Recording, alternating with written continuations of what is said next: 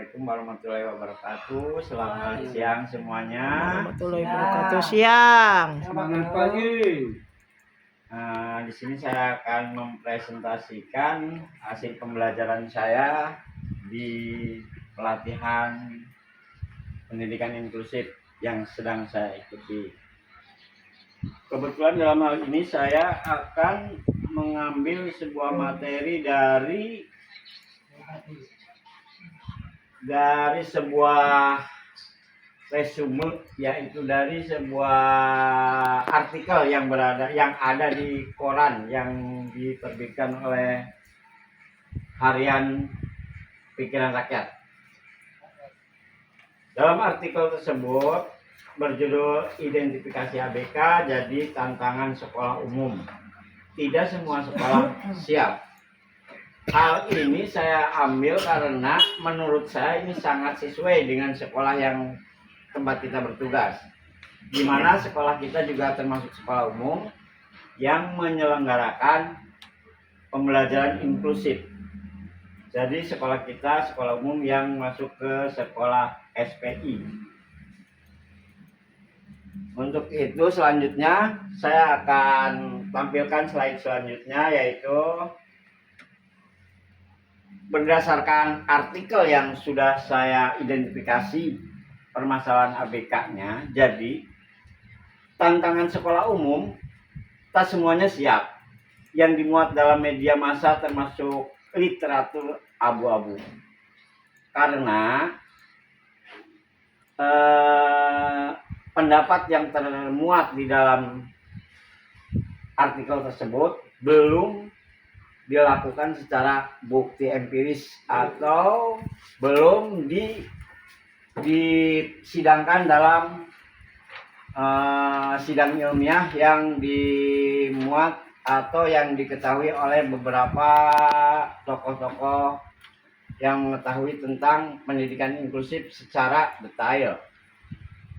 Jadi artikel tersebut termasuk ke dalam artikel yang berliteratur abu-abu. Selanjutnya, layanan pendidikan inklusif menjadi paradigma baru yang menuntut sekolah menyesuaikan pengajaran dengan kondisi dan kebutuhan siswa berkebutuhan khusus alias ABK. Di mana seperti kita ketahui di sekolah kita ada beberapa siswa yang bisa diklasifikasikan sebagai siswa ABK atau anak berkebutuhan khusus.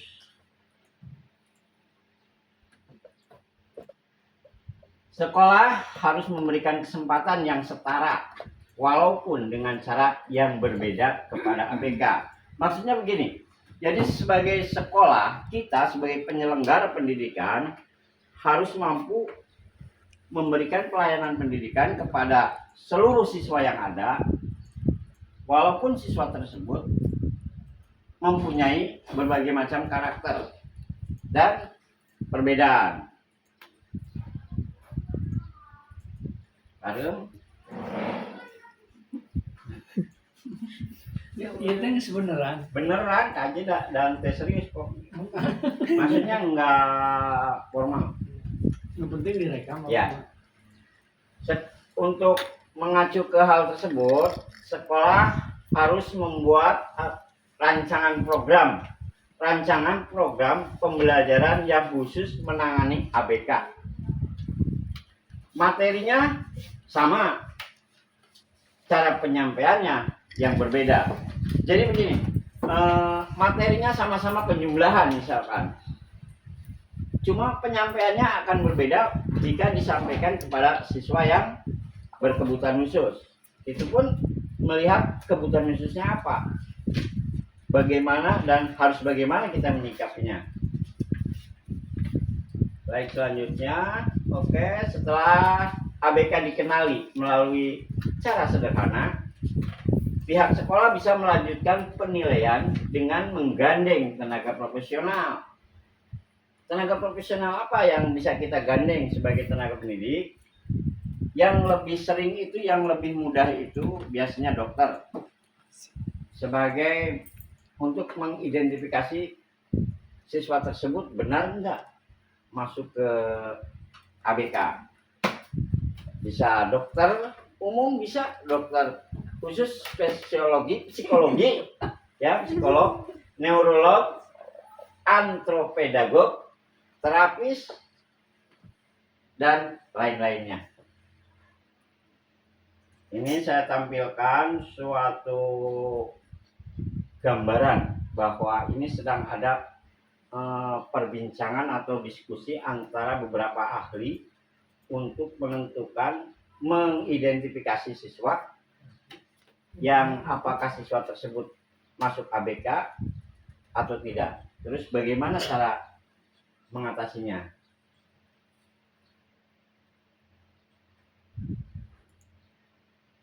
Kemudian layanan pendidikan inklusif menjadi paradigma baru yang menuntut sekolah menyesuaikan pengajaran dengan kondisi dan kebutuhan siswa berkebutuhan khusus.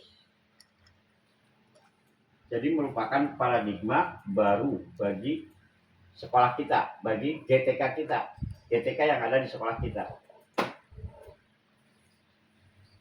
Artikel tinjauan sistematis atau meta-analisis dalam pendidikan inklusif merupakan artikel yang mengumpulkan, menelaah, dan mensintesis hasil dari banyak penelitian terkait topik tertentu secara sistematis. Demikian pemaparan yang mampu saya sampaikan. Terima kasih.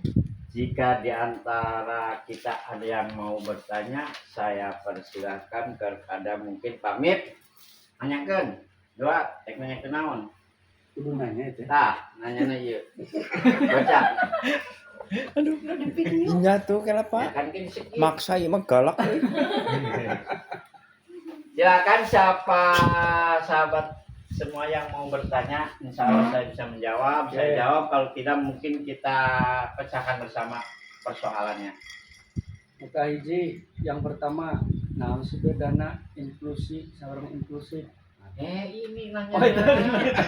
Iya macam pertanyaan. Bagaimana implementasi pendidikan inklusif di sekolah kita?